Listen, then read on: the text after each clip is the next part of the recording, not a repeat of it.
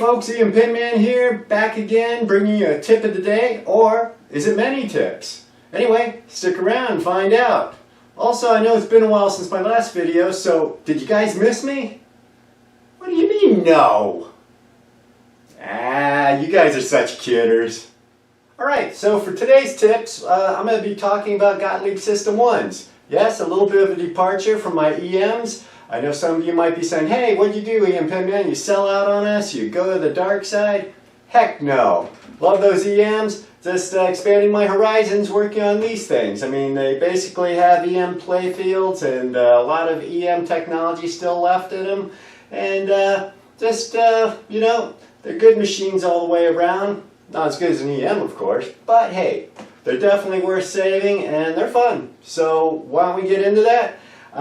This is actually my third System 1 that I've worked on, and the strange thing is that they've all been Gottlieb pinball pools. So there you go. I guess I'm an expert in pinball pool. That's it. Alright, so you got your System 1 game, you open it up, take a look, you got your boards and everything, and hopefully you've done some ground modifications that Gottlieb didn't do early on that caused some board issues. You can see some of the wires here, any of the green wires are part of those modifications. Make sure these boards are all grounded and they're picking up current from this backboard here, which was a problem initially. Also, what you want to do is make sure that you have your grounds inside the cabinet done. So I've even had it where this happened on my first pinball pool, where someone did all these ground modifications, put all this extra work into it, got it all together, and I know this is common sense, you would think, but on the power plug, the middle prong was broken off. The ground plug, right here. You know, folks, you could do all these modifications and grounds all day long, but if this thing's broken off, you have nothing. All those green wires running around your machine trying to ground your game, trying to not have your boards explode, because that's what will happen if they're not grounded properly. You're basically going to get them failing. You might possibly get shocked too, just like you would on an EM. Bad idea on solid states. You really need to have these things grounded on pretty much all solid state games because of the boards, them being so sensitive to not having grounds and that. So that's pretty much it right there. Just make sure that when you put a ground system in that everything is actually hooked up, everything's fine, and you don't have something broken off somewhere that's causing you not to get the game grounded. Simple. Alright, tip number 2. So you boot up your game, you start a game, and the thing's just not playing right. Now you've already gone through it, you've checked boards out and everything, and it's just not making any sense. Rollovers aren't working right, most of them aren't even registering, your kick out holes aren't popping out, drop targets, some register, some don't, pop bumpers, one work, one doesn't, slingshots still work, flippers still work. So you're just saying to yourself, what the heck is going on here? It can't be a board. I've gone through different stuff and looked at it, and if you have gone through everything, you haven't gone through everything. Because what's going on is, and I had to call it Ace at 9 for this, which they do the CPU boards on this for aftermarket ones. And he said, so you went through all that? And I said, yeah. I said, what about, could it be a board problem, Ace? And he says, well, did you check the game status? Did you select the right game? Right here, on your little switch here. I said, well, I didn't check it. I just assumed it was set right. Well, don't assume. I went and I checked it out. Sure enough, Ace was right. The game was set to Sinbad and not the pinball pool. Now, with the 9/1 board, you just set it through here and you're done. Now, if you have an original CPU from Gottlieb, you're going to have to switch the dip switches on it. But basically, that's all it was. Just had to switch that over. I did. Everything started working great.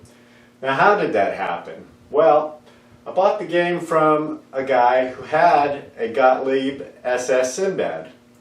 And so I can only assume that he took the board out of this machine, put it in his other machine to test it, see if something was working or something was wrong with his other board that was in there. Then pulled this one back out, put it back in pinball pool, but never reset it.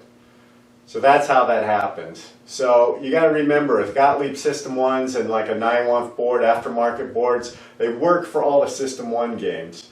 So you might have someone who pulls a board out and they have a bunch of System 1 games and start, they use it as a test board or something. So that's how you can run into that. So always just double check to make sure, you don't do a rookie move like I did. Just make sure that your game status is set to the game that you have.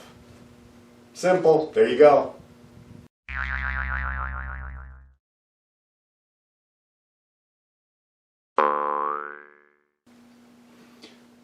Alright guys and gals, tip number 3.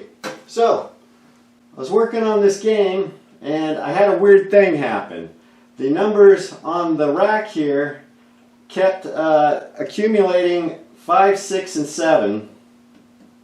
And I didn't know why, because the targets weren't getting knocked down, but it kept accruing those points and it kept registering it. And I checked the drop target bank, went through it, things were fine. Switches were looking good, no wires touching from there. I always go through that and make sure that there isn't some sort of something touching anyway as far as the switches. So they were all good.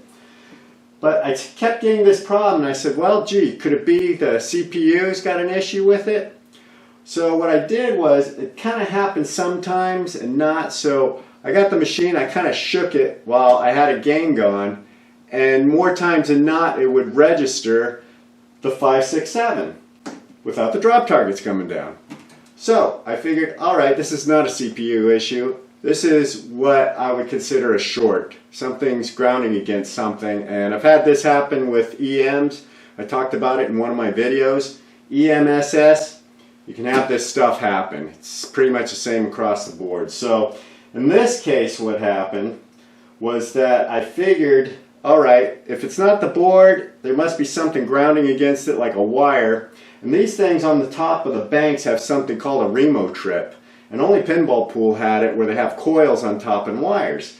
So I said, okay, all the switch wires are good. Let me go drop the target bank here on the left side, because that's basically where the issue was, and see if there was a wire exposed or broke off, or maybe one just touching against the cage of the target bank, and see if that was causing the problem. So I dropped that, just opened it up,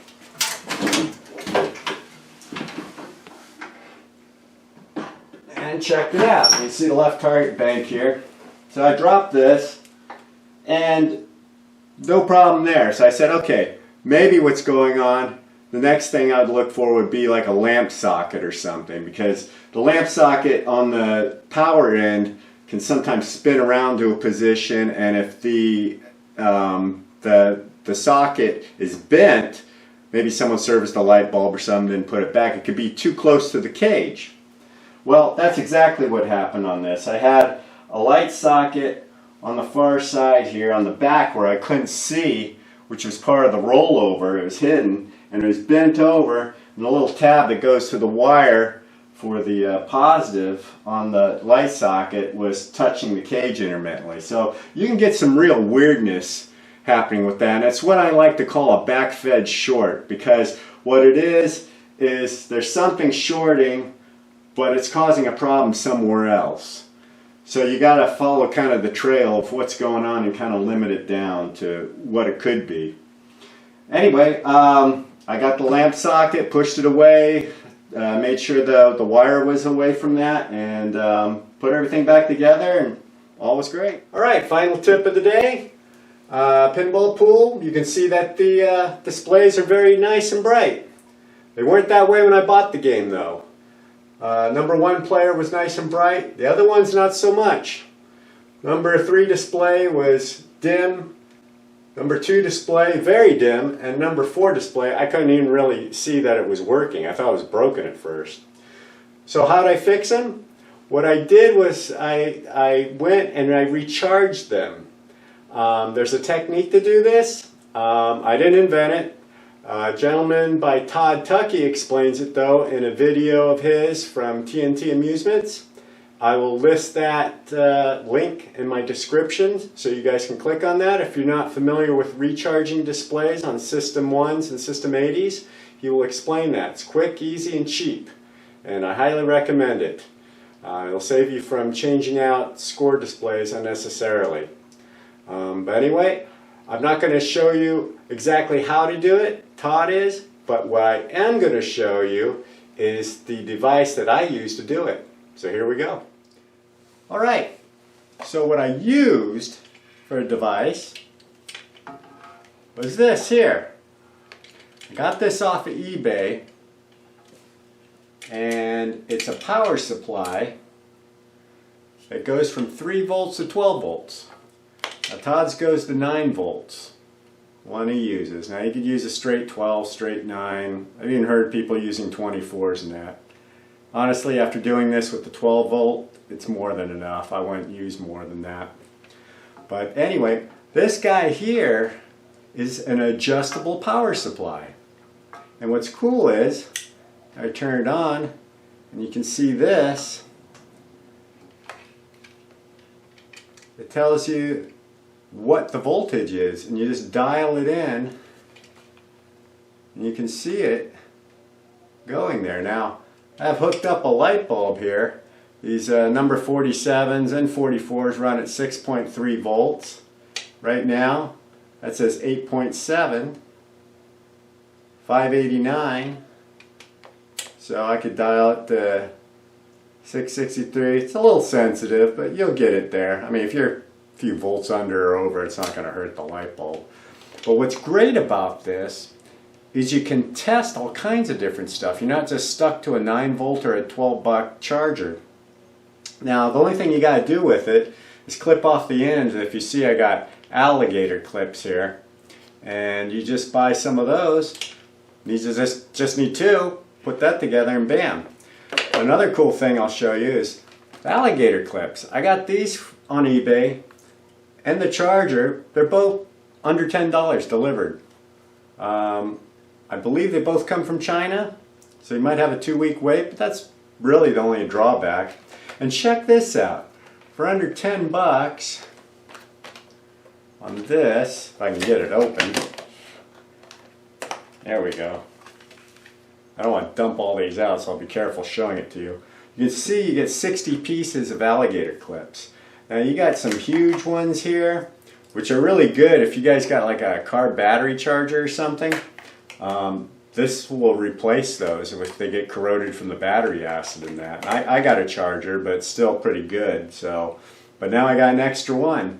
You know, replace that. Plus you got all these different sizes here. Medium sizes, small sizes, big sizes.